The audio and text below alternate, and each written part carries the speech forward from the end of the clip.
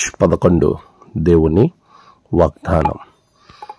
దేవా, నీవు మరణములో నుండి నా ప్రాణమును తప్పించి ఉన్నావు. కీర్తన 56:12. మన ప్రభువైన యేసు క్రీస్తు నామములో మీ అందరికీ ఈ ఉదయము శుభములు తెలియచేయచ్చు ఉన్నాను. ప్రియులారా, దేవుని మహాకృపలో మరొక దినము దేవుని స్తుతించే కృప దయచేసిన విధానాన్ని బట్టి దేవునికి నేను కృతజ్ఞతాస్తుతులు చెల్లిస్తూ ఉన్నాను. భక్తుడు ఇచ్చేటువంటి ధైర్యం దేవుని వాగ్దానం ద్వారా మనతో మాట్లాడుతూ ఉన్నాడు. దేవా, నీవు నా ప్రాణమును మరణంలో నుండి తప్పించావు. ఇది చాలా శ్రేష్టమైనటువంటి ఆశీర్వాదం. ఈరోజు ఈ లోకంలో మనిషి ఎక్కువ కాలం బ్రతకాలనేటువంటి ఆలోచన తపన కలిగి ఉంటాడు. శాశ్వతంగా అంటే దీర్ఘాయువు కలిగి జీవించాలి. దేవుడు నియమించిన దినములు ప్రతి ఒక్కటి కూడా పరిపూర్ణమైనటువంటి ఆయుష్ కలిగిన వాడిగా ఉండాలని తలంపు. అనారోగ్యం వలన ఇంకేతర కారణాల వల్ల చాలా మంది వారి జీవితాల్లో భయాన్ని కలిగి ఉంటారు. కానీ ఈరోజు ప్రభు అంటున్నాడు, నీ ప్రాణాన్ని మరణం నుండి దేవుడు తప్పిస్తాడు. ఈ లోక సంబంధంలోనే కాదు, పరలోకానికి వెళ్ళడానికి శాశ్వతమైనటువంటి ఆ రెండవ మరణం నుండి కూడా దేవుడు తప్పిస్తాడు.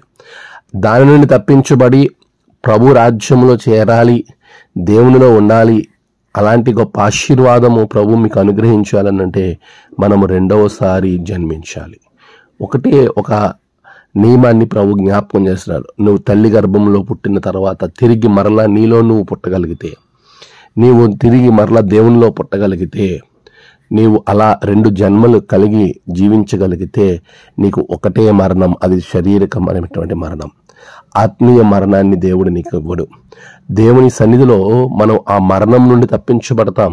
అది దేవుని ద్వారా మాత్రమే సాధ్యము. ప్రభు ద్వారా మన జీవితాలు శాశ్వతమైనటువంటి జీవనం వైపుకి అడుగులు వేస్తూ ఉన్నాయి. దేవుడు నిన్ను మరణము నుండి తప్పించి శాశ్వతంగా దీవించును గాక. ఆమేన్. ప్రార్థన. సర్వశక్తిమంతుడానికి వందనాలు, స్తోత్రాలు.